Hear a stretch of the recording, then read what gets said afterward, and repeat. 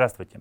Сегодня урок курса «Человек-общество» в 10 классе проведу для вас я, Прокушкин Анатолий Вячеславович. Тема нашего сегодняшнего урока состоит из двух частей — социальное познание и нации и межнациональные отношения. Обратите внимание на план урока. Сегодня мы поговорим в начале урока о том, что такое познание вообще, социальное познание и его особенности, этнос, народность, нация и межнациональные отношения. Прежде чем говорить о социальном познании, нам нужно вспомнить, что такое познание вообще. Познание — это процесс деятельности человека, основным содержанием которого является отражение объективной реальности в его сознании и результатом получения нового знания об окружающем мире. Ступени познания — чувственное и рациональное. Ученые выделяют следующие виды познания: обыденное, научное, философское, художественное и социальное. Социальное познание — это одна из форм познавательной деятельности, познание общества, то есть социальных процессов и явлений. Любое познание социально, поскольку оно возникает и функционирует в обществе. В зависимости от оснований, то есть критериев, внутри социального познания различают познание социально-философское, экономическое, историческое, социологическое и так далее. В представлениях ученых о социальном познании нет единства. Так, Альфред Тойнби утверждал, что в понимании явлений социосферы невозможно использовать методологии, выработанные для изучения неодушевленной природы. Здесь требуется иной тип исследовательской культуры, ориентированный на рассмотрение людей в процессе их деятельности. В XIX-XX веке в связи с растущим авторитетом физики, кибернетики и биологии появились попытки перенести в социальное познание естественно-научный подход. Пример тому — попытки Спенсера применить законы эволюции в социологии. Сторонники данной позиции считают, что никакого различия между социальными и естественно-научными формами и методами познания не существует. Следствием указанного подхода явилось фактическое отождествление социального познания с естественно-научным, сведение первого ко второму как эталону всякого познания. Научным в этом подходе считается только то, что относится к области этих наук. Все остальное не относится к научному познанию. А ведь это философия, религия, мораль, культура и так далее. Таким образом, первая задача нашего урока — разрешить это противоречие. Давайте выполним проблемное задание и попробуем заполнить схему, которая предложена вам на слайде. Вспомним, какие методы научного познания нам известны. Итак, эмпирическое чувственное познание использует такие методы, как наблюдение, описание и эксперимент, а теоретическое познание — моделирование, формулирование научной теории, выдвижение гипотез. Заметим, что это не исчерпывающий список методов. Давайте вспомним, какие методы познания применимы в общественных науках и совпадают ли они с теми, которые используются в естественно-научном познании. Подумайте. Ответ будет таков. Чувственное познание используется при изучении археологических находок, фотодокументов, кинохроники и так далее. Теоретическое же познание: в социальном познании имеются теории, например, теория деятельности, различные экономические, социологические и прочие теории. Выдвигаются гипотезы, например, гипотеза о том, что кыргызская народность появилась на Тянь-Шане в результате переселения кыргызов со своей прародины в верховьях Енисея. Используется теоретическое мышление, суждение, сравнение, уподобление, абстрагирование, обобщение и прочее. Можем сделать вывод. В социальном познании, так же как в естественно-научном, существует два уровня — эмпирический и теоретический. В социальном познании применяются общенаучные методы — наблюдение, описание, выдвижение гипотез, анализ, синтез, дедукция, индукция, аналогия и частно-научные методы, например, опрос или социологическое исследование, присущие только социальному познанию. Еще в первой половине XIX века французский мыслитель Конт отмечал, что социум является наиболее сложным из объектов познания. У него социология — самая сложная наука. Действительно, в области общественного развития значительно труднее обнаружить закономерности, чем в природном мире. Соответственно, вторая задача нашего урока состоит в выявлении факторов, осложняющих социальное познание. Что же является объектом и субъектом в естествознании? Давайте попробуем подумать и ответить на этот вопрос. Объектом в естествознании является природа, а субъектом все общество. Каждый человек в личном опыте познает явления природы, но основные знания добывает нам наука. Что же является объектом обществознания? Конечно, ответ напрашивается сам собой — это общество. Что же является субъектом обществознания?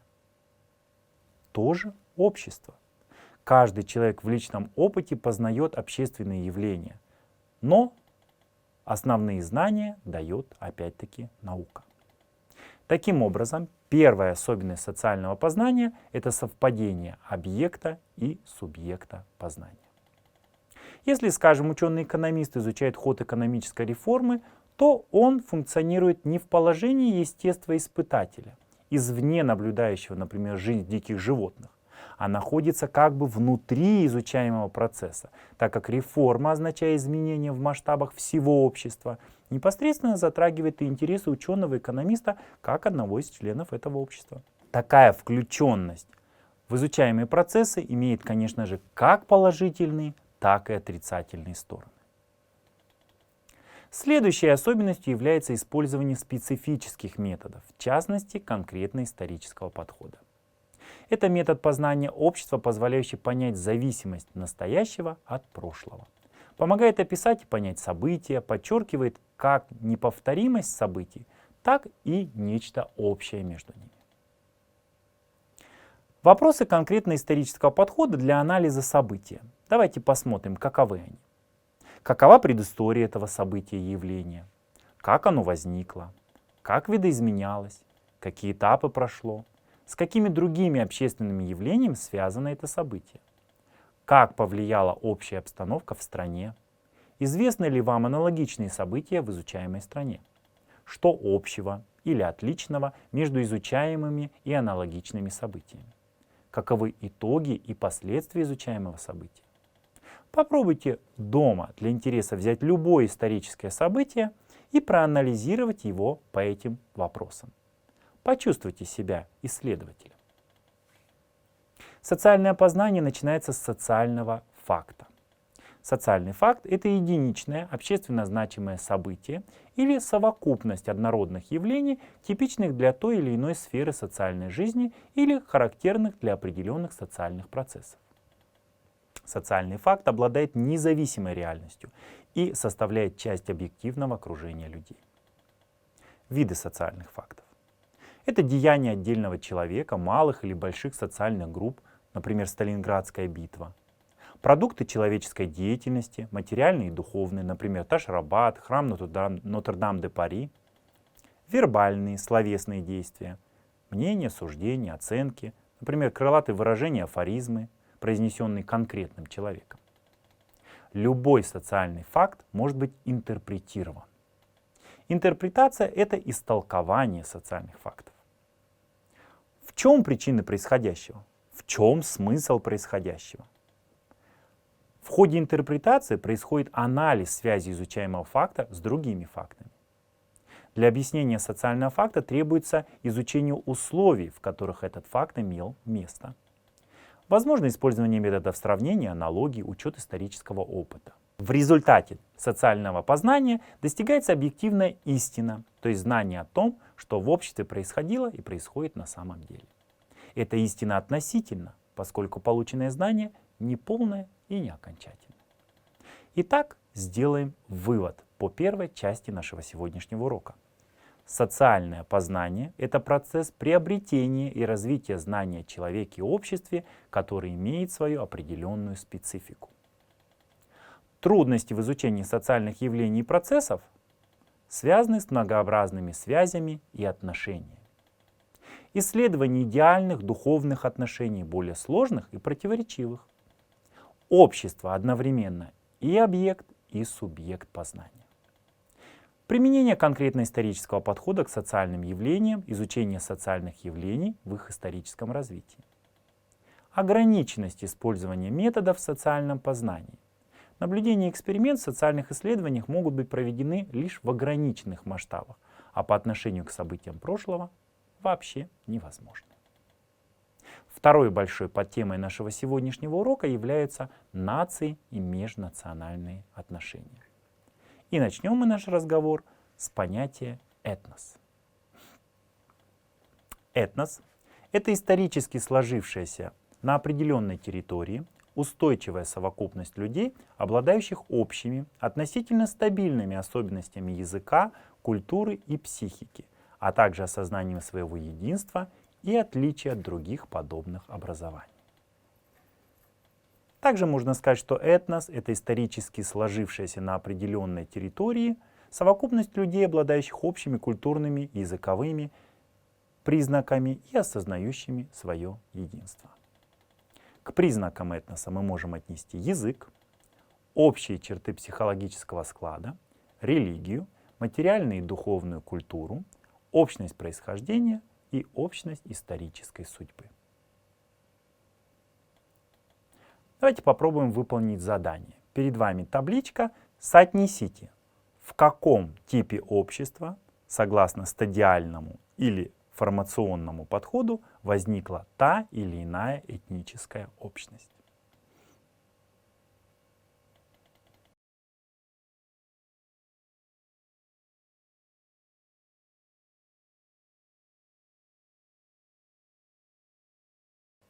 Посмотрим на правильный ответ, который, надеюсь, совпал и с вашим ответом.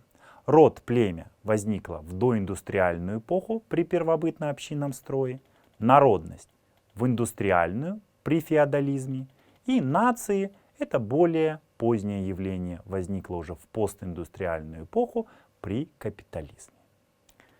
Соответственно, все эти три категории являются видами этнических общностей, которые имеют сходные признаки, просто у них разный объем этих признаков. Давайте поговорим о племенах, народностях и нациях. Племя, род. Род — это группа кровных родственников, ведущих свое происхождение по одной линии, материнской или отцовской. Племя — совокупность родов, связанных между собой общими чертами культуры, осознанием общего происхождения, а также общностью диалекта, единством религиозных верований, представлений и обрядов. Первые племена сформировались в эпоху первобытно-общинного строя. Народность возникла на основе территориальных соседских связей. Народность — это исторически сложившаяся общность людей, объединяемая общей территорией, языком, психическим складом и культурой. Народности сложились в эпоху рабовладельческого и феодальных строев. Нации возникли на базе становления общности экономической жизни людей. Нация — это исторически сложившаяся общность людей, характеризующаяся развитыми экономическими связями, общей территорией и общностью языка, культуры и этнического самосознания. Нации, как более поздний вид общности, сформировались в эпоху капитализма, и этот процесс у некоторых народностей еще продолжается поныне. Каковы же основные тенденции развития наций? Они взаимополярны. Это и межнациональная дифференциация, то есть процесс разъединения, разобщения, противопоставления различных наций, этносов и народностей. И международная интеграция, процесс постоянного объединения различных этносов, народов, наций через сферы общественной жизни. На оба этих процесса влияет понятие глобализации, как исторический процесс, сближающий нации и народы, между которыми постепенно стираются их традиционные границы. Поговорим о межнациональных отношениях. Каковы же их разновидности? Ну, во-первых, это отношения между разными национальностями внутри одного государства, а также отношения между разными нациями, государствами. Формы межнациональных отношений могут быть следующими. Это мирное сосуществование и сотрудничество и этнический конфликт, то есть столкновение. Какие же факторы оказывают влияние на межнациональные отношения? Они могут быть как объективными, так и субъективными. К объективным мы отнесем уровень развития и качества жизни этносов, политико-правовое положение, отношения отдельных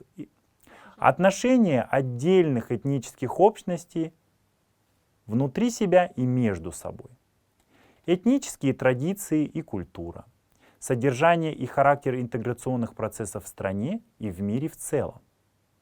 Субъективными же факторами будут политика отдельных государств и международных организаций, политика этнических конфессий, националистическая деятельность радикальных групп и движений, формирование и деятельность национальных политических организаций и деятельность средств массовой информации.